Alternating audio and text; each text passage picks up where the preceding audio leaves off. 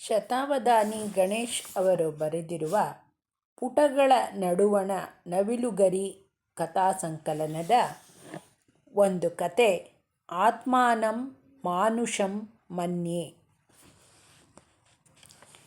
ಇಡೀ ಕೋಸಲ ದೇಶವೇ ಬೆಚ್ಚಿ ಬಸವಳಿಯುವಂತೆ ಸೀತಾದೇವಿಯ ಭೂ ಪ್ರವೇಶವಾಗಿತ್ತು.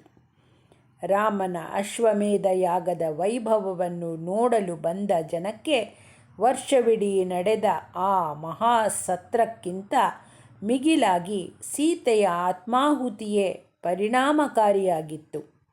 ದೇಶ ವಿದೇಶಗಳಿಂದ ಬಂದ ರಾಜ ಮಹಾರಾಜರು, ಶ್ರೋತ್ರಿಯ ವಿದ್ವಾಂಸರು, ಬಂಧು ಬಳಗದವರು ಶ್ರೀರಾಮನಿಗೆ ಸಾಂತ್ವನ ಹೇಳಲು ನಾನು ತಾನೆಂದು ಮುಂದಾಗಿದ್ದರೂ ಸಾಕೇತನಾಥನು ಮಾತ್ರ ಯಾರಿಗೂ ಎಟುಕದಂತಾಗಿಬಿಟ್ಟಿದ್ದ.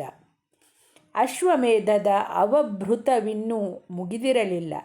ಹೀಗಾಗಿ ಸವನಶಾಲೆಯ ಪ್ರಾಗ್ವಾಂಶದಿಂದ ಯಾಗದೀಕ್ಷಿತನಾದ ರಾಮನು ಹೊರಬರಲೂ ಸಾಧ್ಯವಿರಲಿಲ್ಲ. ಅಧ್ವರ ದೀಕ್ಷಿತನಾದ ಯಜಮಾನನು ಯಾಗವನ್ನು ಮುಗಿಸುವ ಮುನ್ನವೇ ಆತನ ಪತ್ನಿ ತೀರಿಕೊಂಡರೆ ಯಜ್ಞ ಸಮಾಪ್ತಿಯಾದರೂ ಹೇಗೆ? ಸೂತಕ ಪಾತಕಾದಿಗಳಿಗೆ ಎಡೆಯುಂಟೆ ಇಲ್ಲವೇ? ಹಾಗಿದ್ದಲ್ಲಿ ಪ್ರಾಯಶ್ಚಿತ್ತ ಕ್ರಮಗಳಾದರೂ ಏನು ಎಂಬ ವಿಷಯದಲ್ಲಿ ಅಶೇಷ ವಿಪ್ರವೃಂದ ತಲೆ ಕೆಡಿಸಿಕೊಂಡಿತ್ತು. ಶ್ರೌತ್ರ ಸೂತ್ರ ಕೋವಿದರು, ಧರ್ಮಶಾಸ್ತ್ರ ನಿಪುಣರೂ ಆದ ಪೂರ್ವ ಮೀಮಾಂಸಕರು ಹಲವರು ಈ ಬಗೆಗೆ ಹುರುಡುಗಟ್ಟಿ ಚರ್ಚೆಗೂ ತೊಡಗಿದ್ದರು. ಆದರೆ ಇವರನ್ನೆಲ್ಲ ತೆಪ್ಪಗಾಗಿಸುವಂತೆ ಅಧ್ವರ್ಯಗಳಾಗಿದ್ದ ಭಗವಾನ್ ವಸಿಷ್ಠರು ಸ್ವಯಂ ರಘುವಂಶದ ಕುಲಪುರೋಹಿತರೂ ಆದ ಕಾರಣ ತಮ್ಮ ತೀರ್ಮಾನವನ್ನು ಹೀಗೆ ಹೊರಡಿಸಿದ್ದರು. ಸೀತೆ ಇನ್ನೂ ಸತ್ತಿಲ್ಲ, ಆಕೆ ಲೋಕಾಂತರವಾಸಿಯಾಗಿದ್ದಾಳೆ ಅಷ್ಟೆ. ರತ್ನಗರ್ಭೆಯಾದ ಸರ್ವಸಂಹೆಯ ಮಡಿಲನ್ನು ಸೇರಿದ ಅವಳಿಗೆ ಮೃತಿಯೆಂಬುದು ಇಲ್ಲ. ಸೀತೆಯೆಂಬ ಬಿತ್ತವನ್ನು ಸತ್ಯವೇ ಬಿತ್ತಿದೆ. ಅಲ್ಲಿಂದ ಹೊಮ್ಮುವುದು ಶಾಂತಿ ಸಾಮರಸ್ಯಗಳ ಸಸ್ಯ ಸಂಪತ್ತಿಯಲ್ಲದೆ ಬೇರೇನೂ ಅಲ್ಲ. ಎಲ್ಲಕ್ಕಿಂತ ಮಿಗಿಲಾಗಿ ಸ್ವರ್ಣ ಸೀತಾರೂಪಿಣಿಯಾಗಿ ಅವಳು ರಾಮನ ಜೊತೆಗೇ ಇದ್ದೇ ಇದ್ದಾಳೆ. ನಾವಾದರೂ ಪತ್ನಿ ಶಾಲೆಯಲ್ಲಿ ಸ್ಥಾಪಿಸಿರುವ ಆ ಮಂಗಳಮೂರ್ತಿಯನ್ನೇ. ಅದಕ್ಕೆ ಯಜ್ಞ ದೀಕ್ಷೆಯ ಸಂಸ್ಕಾರವಾಗಿರುವುದು ಕೂಡ. ಹೀಗಾಗಿ ಯಾರೂ ಈ ಬಗೆಗೆ ಆಕ್ಷೇಪಿಸುವಂತೆ ಇಲ್ಲ. ಅಶ್ವಮೇಧಕ್ಕೆ ಕಂಕಣ ತೊಟ್ಟ ಯಜಮಾನನಿಗೆ ಸೂತಕಾದಿಗಳ ಸಮಸ್ಯೆಗಳೇನೂ ಇಲ್ಲವೆಂಬುದು ಶ್ರೌತಶಾಸ್ತ್ರ ಪ್ರಸಿದ್ಧ.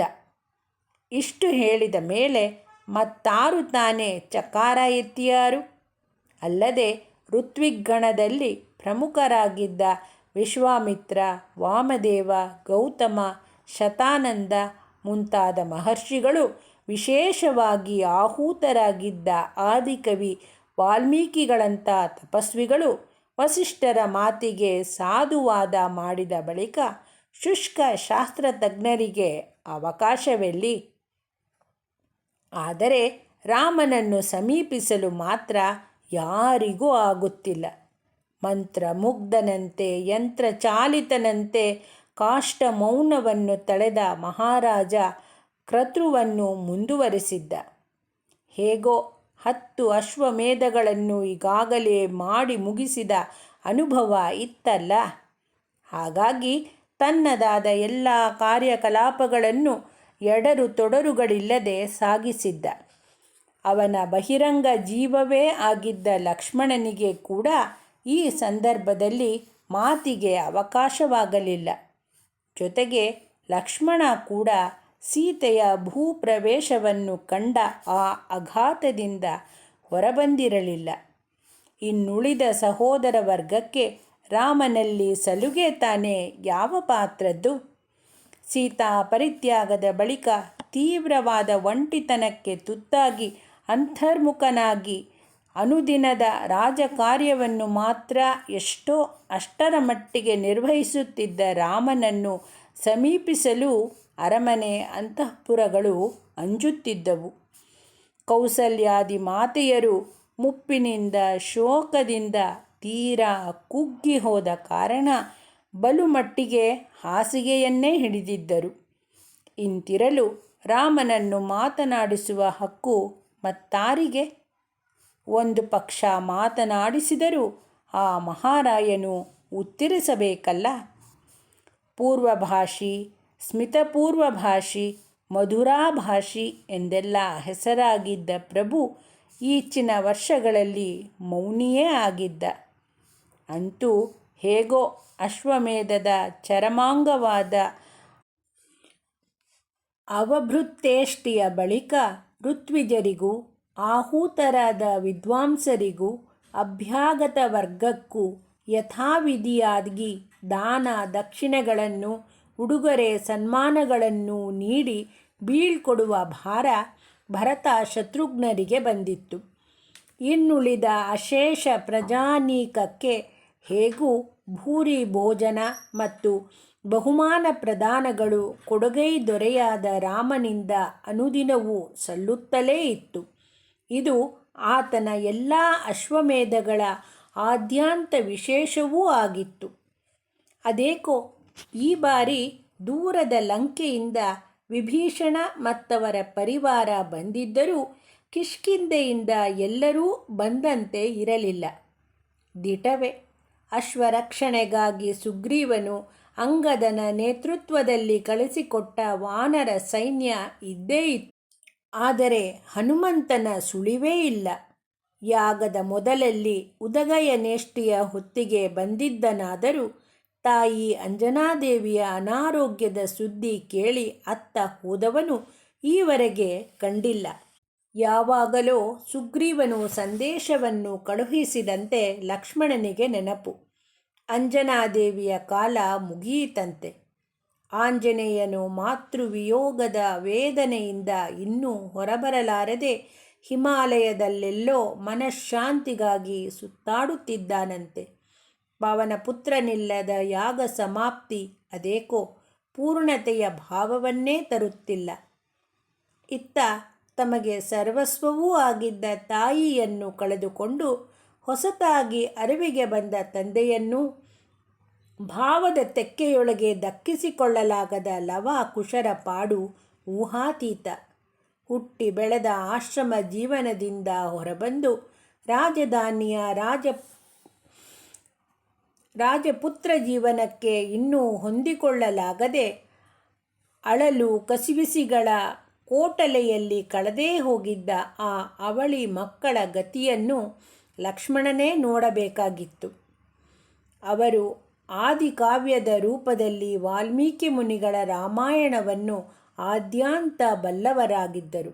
ಅದನ್ನು ನೆನಪಿನಿಂದಲೇ ಹಾಡಿ ಜನಮನಗಳನ್ನು ಗೆದ್ದವರೂ ಹೌದು.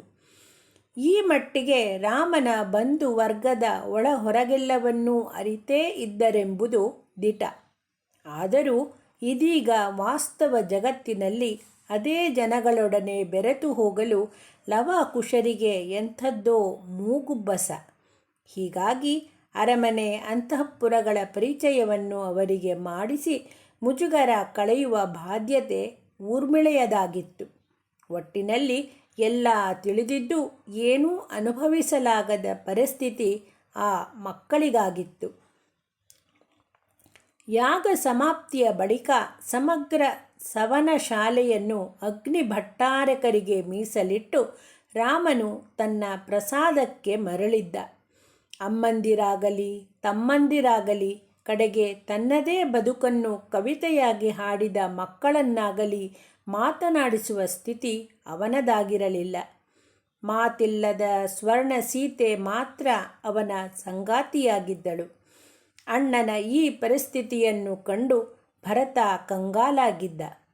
ಹಿಂದೆ ಅಂದರೆ ಸೀತಾ ಪರಿತ್ಯಾಗದ ಬಳಿಕ ಹಲವು ಕಾಲ ಊಹೆಗೆ ಮೀರಿ ಮಂಕಾಗಿದ್ದ ರಾಮನನ್ನು ಹಿಡಿದಿಟ್ಟುಕೊಂಡವನು ಲಕ್ಷ್ಮಣ.